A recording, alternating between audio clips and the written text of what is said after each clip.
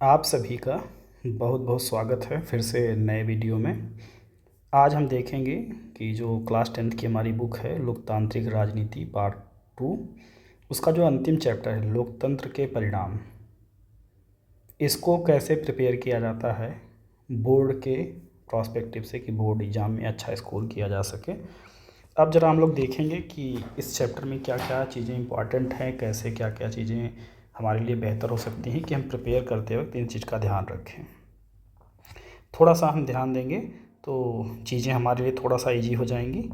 सबसे पहले इम्पॉर्टेंट ये है कि इसमें कहा गया है कि लोकतंत्र कैसे बेहतर है, लोकतंत्र कैसे सबसे बेहतर है। तो लोकतंत्र क्यों बेहतर है, इस चीज़ को लेके इस चैप्टर में बात की गई है। इसमें हम ध्यान से देखेंगे लोकतंत्र बेहतर क्यों है, क्योंकि यह नागरिकों में समानता को बढ़ावा देता है, यानी समानता को बढ़ावा देता है। दूसरा पॉइंट अगर हम देखेंगे तो व्यक्ति की गरिमा को बढ़ाता है, यानी जो व्यक्ति की सेल्फ रिस्पेक्ट है इसको बढ़ाएगा, सोसाइटी में एक स्टेबल पर्सनालिटी को देगा। इसके अलावा जो फैसले होंगे वो सभी के सहमति से होंगे। एक चीज़ देखेंगे, इसकी वजह से फैसले क्या होंगे, बेहतर होंगे। नेक्स्ट पॉइंट अगर हम देखें तो टकरावों को टालने संभालने का एक बेहतर तरीका है। अगर हम ध्यान से देखें कैसे, क्योंकि अगर सभी लोग फैसले लेंगे तो अक्सर क्या होगा कि टकराने की संभावना कम होगी।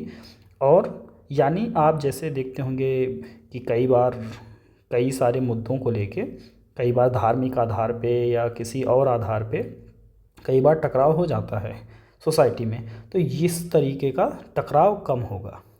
क्योंकि लोकतंत्र का मतलब ही है कि सभी लोगों के या कई लोगों के सोचने के तरीके एक जैसे हो सकते हैं, कई लोगों के मत अलग हो सकते हैं और सभी मतों का समन्वय हो इसमें।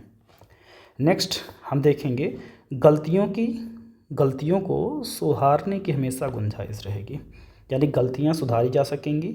अब हम जरा देखेंगे कि इसमें बोर्ड में कैसे क्वेश्चन आएगा कि लोकतंत्र अन्य और जो भी शासन व्यवस्थाएं होती हैं वो कैसे बेहतर है और शासन व्यवस्थाओं से। तो हम उसमें देखेंगे पहला पॉइंट क्या हो जाएगा, नागरिकों को समानता मिलेगी, यानी नागरिकों के समानता को बढ़ावा देता है। दूसरा पॉइंट हम अगर देखें तो इसमें हमें मिलेगा क्या कि व्यक्ति की गरिमा बेहतरीन हो जाएगी, यानी व्यक्ति की गरिमा को बढ़ाया जाएगा। फैसले क्या होंगे, बेहतर हो जाएंगे और टकराव की हमेशा इसमें कमी हो जाएगी। और जो नेक्स्ट पॉइंट है वो गलतियां सुधारने की हमेशा गुंजाइश रहेगी।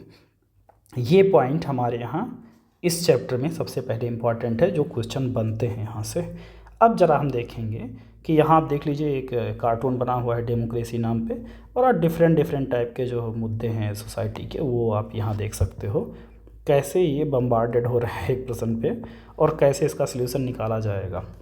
अब ज़रा हम देखते हैं कि नेक्स्ट पॉइंट क्या है इस चैप्टर में। एक आप चाहो तो एक बार इसकी रीडिंग लगा लेना, ये जो पूरे चैप्टर्स हैं यहाँ पे से लेके और यहाँ तक, इन सब के पूरी रीडिंग एक बार लगाना, आपको जो है थोड़ा बेहतर ही मिलेगा।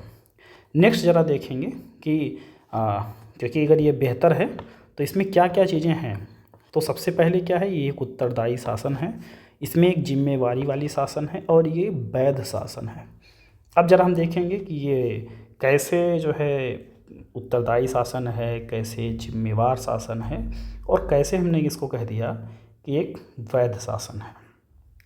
थोड़ा सा हम आगे बढ़ेंगे तो सबसे पहले क्या है कि इम्पॉर्टेंट ये हो जाता है कि क्या लोकतांत्रिक सरकार कार्यकुशल होती है, क्या यह प्रभावी होती है। कुछ लोगों का मानना है कि लोकतंत्र सरकारें कम प्रभावी होती हैं, कई लोगों को मानना है कि जो अलोकतांत्रिक सरकारें हैं वो ज़्यादा प्रभावी होती हैं क्योंकि उनको विधायिका का सामना नहीं करना पड़ेगा। लेकिन आपको ध्यान रखना होगा कि लोकतंत्र जो है हमेशा किसका परिणाम है, बातचीत और मेलजोल के आधार पर काम करता है।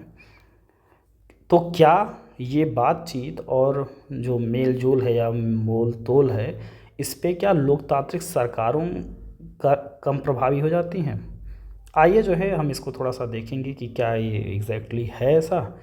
थोड़ा सा देखेंगे सबसे पहले कि यह जो है संभावना यहाँ हमेशा कम होगी कि लोग फैसले को मानेंगे और ज़्यादा प्रभावी होगा।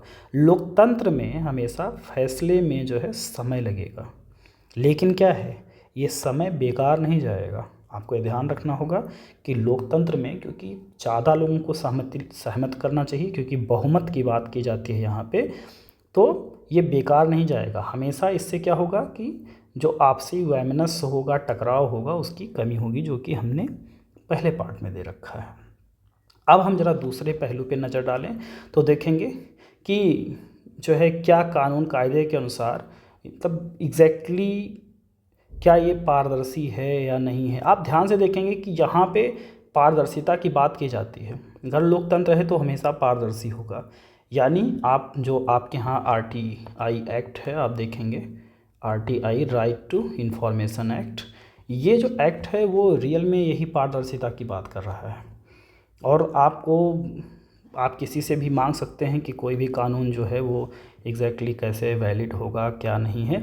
इवन कोई भी डाटा आप मांग सकते हैं किसी भी जो है डिपार्टमेंट से, अगर आप नागरिक के रूप में मांगेंगे तो आपको वो दिया जाएगा, और इसके लिए कोई मना भी नहीं कर सकता। आप ज़रा थोड़ा सा ध्यान रखेंगे कि कई सारी चीज़ें जो है, जो लोकतंत्र की विशेषताएं भी हैं, कि यह क्या होगा, नियमित और निष्पक्ष चुनाव पे आधारित होगा।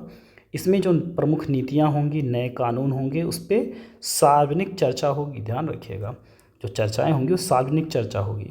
सरकार का जो कामकाज होगा, जो मैंने आपसे पहले बताया, सरकार के कामकाज के बारे में जो नागरिक हैं उनको सूचना पाने का अधिकार होगा। और यही तो RTI था, जो RTI था वो यही था।